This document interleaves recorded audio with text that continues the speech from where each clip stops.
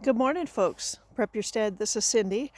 And this morning I thought I'd do something a little different. I've been down with the stomach flu for 2 days, so I wanted to be outside. Can't handle another moment in the house, and I got a firewood delivery. But we're all getting ready to realize that our grocery stores aren't going to be there anymore in the spring, that there's a good chance that they will be understocked. Farmers have been told to plow their fields. Livestock have been culled just because of transportation issues and employment issues and such things. And I know some of you are new to homesteading and have bug out locations that are basically a homestead, so I thought I'd go over some books that I would recommend to get your homestead up and running and get it so you can take care of whatever may come your way. I'll put all the books that I show here in the description so that you can look them up. Some of the books are a little old and there are newer versions. I would go with the newer version. So let's get with it. These two books are two of my favorites. These are actually newer ones. I have replaced the older ones. Lots of really cool information in them about everything you can possibly imagine for the homestead and how to, everything from fence mending to canning. So you get a lot of really good information in these two. And if you had to buy only two books, these are the two that I would recommend. We're all going to have to face the fact that medicine won't necessarily be available. Yes, that is my old emergency medical technician book from 1989. I still have it.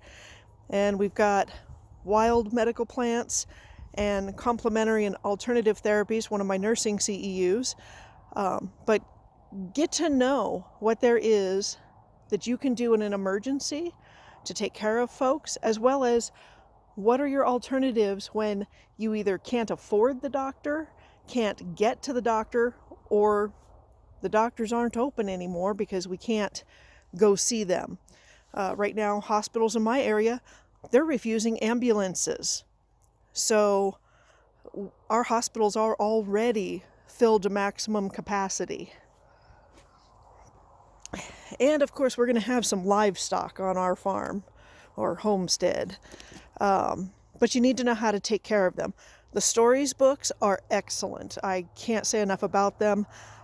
Every 4-H group and FFA group that I have led, these are the books that I recommend for the kids to get so that they can raise their animal and get them to fair, as well as have really great animals for their dinner table as well, because a lot of those kids do eat their animals or they sell them to be eaten at the fair. So these are excellent references. If you're just starting out, don't get a horse. Go with chickens and rabbits. Very easy to maintain, quick turnaround. Chickens, you can have them in the pot in 8 weeks. Rabbits, a little bit longer, and they're really easy to process. And of course, you can always tell the kids it's chicken because rabbits taste like chicken. So you can get away with a lot more with a rabbit. However, if you want the egg production as well as the meat, you're going to want to start out with chickens. Gardening is going to be something that's really important. We have no guarantee that there's going to be produce in the markets in the spring. So I want you to go ahead and look at gardening. Save your seeds, get a good book on seed saving.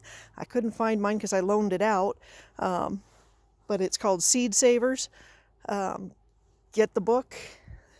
Also learn how to grow everything. I'm going to highly recommend the Square Foot Gardening Grow Vertical. You can get so much more out of such a small area. And companion planting, you can actually deter, the bad bugs from eating your plants. And then of course you have to have a way to store all that wonderful produce, and a root cellar is a really great way to have electricity-free refrigeration. And you can keep pumpkins and squash and gourds and things like that in there for months. You can actually get the whole winter done with a root cellar. So I'm going to really highly recommend the root cellar. We're also going to have to be able to build. If you lose electricity or have solar, you're going to probably want to look into a greywater system for your wastewater, non-sewage wastewater. Your toilets, I would recommend getting a book on composting toilets or purchase a composting toilet. That's what I did because I'm not even going to bother trying to build one. But you're going to want to learn how to have all of those systems self-sufficient from the grid. You don't want to be tied into sewers. Greywater is a lot more acceptable now in most states, and the book that's here actually tells you how to get around a lot of the systems in place to control whether or not you have greywater. So that's definitely a great book. I've read that thing probably 6 times. This book, it is called, hold on one second, it's called Build It Better Yourself. It was written in 1977. I think I was in 2nd grade or something. However, it has every possible building project you could imagine and how to repair things. If you can find a copy of that book, buy it. It's worth its weight in gold. As you can see from all the little tabs on there, I've done more than a few projects out of it. And I couldn't live without that book. That is one awesome book. And finally, we're going to talk about hunting. Some of you don't like hunting. I get it. And you don't want to see people processing animals and things of that nature. However, the reality is that if there's no cows and there's no pigs, you're going to need protein. You can't only eat fish. You're going to want variety in your diet. And I don't believe in letting the animal go to waste in any way, shape, or form. So I'm going to take their hide and I'm going to turn it into something useful, which is why the Deerskins and Buckskins book is there as well. But you're going to need to know how to hunt down these animals to put them on the table. You don't want your kids starving. You want them to have protein. Protein is incredibly vital in children for brain development. And you don't want to deprive them of that. So every little bit of protein you can get, can it, keep it for your kids, keep it for you. But you're definitely going to need to know how to hunt. As it stands, if everybody were to start hunting, I think the deer population would be wiped out in like 6 months.